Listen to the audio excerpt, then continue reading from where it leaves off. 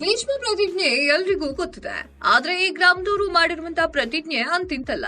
Non veg ತಿನ್ನಲ್ಲ, ಔಷಧಿಯನ್ನ ಕುಡಿಯಲ್ಲ, ಈರುಳ್ಳಿ ಬೆಳ್ಳುಳ್ಳಿ ಎಲ್ಲ ಮುಟ್ಟಲ್ಲ ಅಂತ 500 ವರ್ಷಗಳ ಹಿಂದೆ ಪ್ರತಿಜ್ಞೆಯನ್ನ ಮಾಡಿದ್ದಾರೆ.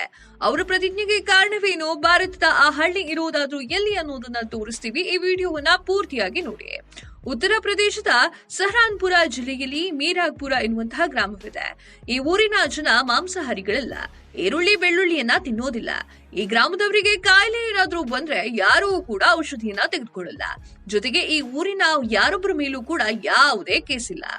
ಮೀರಾಗ್ಪುರದ ಜನ ಕಟ್ಟುನಿಟ್ಟಾಗಿ ಸಸ್ಯಾಹಾರಿಗಳು.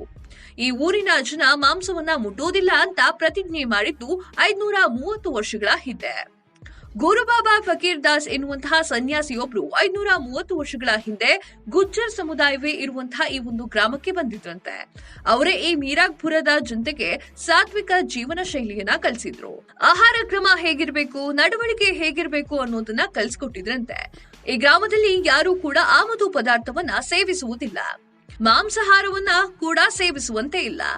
ಆಗ ಮಾತ್ರ ಈ ಗ್ರಾಮ ಉದ್ಧಾರವಾಗುವ ಸಾಧ್ಯತೆ ಇದೆ ಅಂತ ಹೇಳಿ ಬಾಬಾ ಫಕೀರ್ ದಾಸ್ ಅವರು ಹೇಳಿದ್ರಂತೆ. ಅಲ್ಲದೆ ಗ್ರಾಮಸ್ಥರಿಂದಲೂ ಕೂಡ ಬಾಬಾ ಪ್ರತಿಜ್ಞೆಯನ್ನ ತೆಗೆದುಕೊಂಡಿದ್ರಂತೆ. ಅಂದಿನಿಂದ ಗ್ರಾಮದಲ್ಲಿ ಯಾರೊಬ್ರು ಕೂಡ ನಾನ್ ವೆಜ್ ಅನ್ನ ತಿನ್ನೋದಿಲ್ಲ. ತಮ್ಮ ಈ ತತ್ವವನ್ನ ಯಾರೇ ಉಲ್ಲಂಘನೆ ಮಾಡಿದ್ರು ಕೂಡ ಅವರನ್ನ ಹಳ್ಳಿಯಿಂದಲೇ ಹೊರಹಾಕ್ತಾರಂತೆ. ಈಗ ಮೀರಾಗ್ಪುರದಲ್ಲಿ 10,000 ಜನಸಂಖ್ಯೆ ಇದೆ. ಆದ್ರೂ 530 ವರ್ಷಗಳ ಹಿಂದೆ ತಮ್ಮ ಪೂರ್ವಿಕರು ಮಾಡಿದಂತಹ ಪ್ರತಿಜ್ಞೆಯನ್ನ ಇಲ್ಲಿಯೂ ಕೂಡ ಈಗಲೂ ಕೂಡ ತಪ್ಪಲೇ ಇಲ್ಲ. ಸಾತ್ವಿಕ ಜೀವನ ಶೈಲಿಗೆ ಹೆಸರಾಗಿರುವಂತಹ ಮೀರಾಗ್ಪುರ ಈಗ India book of record, Asia book of ರೆಕಾರ್ಡ್ಗೆ ಸೇರ್ಬಿಟ್ಟಿದೆ. ಪ್ರತಿ ವರ್ಷ ಗ್ರಾಮಸ್ಥರು ತಮ್ಮ ಆಧ್ಯಾತ್ಮಿಕ ನಾಯಕ ಬಾಬಾ ಫಕೀರ್ ದಾಸ್ ಅವರ ಹೆಸರಿನಲ್ಲಿ ಜಾತ್ರೆಯನ್ನ ಕೂಡ ನಡೆಸುತ್ತಿದ್ದಾರೆ.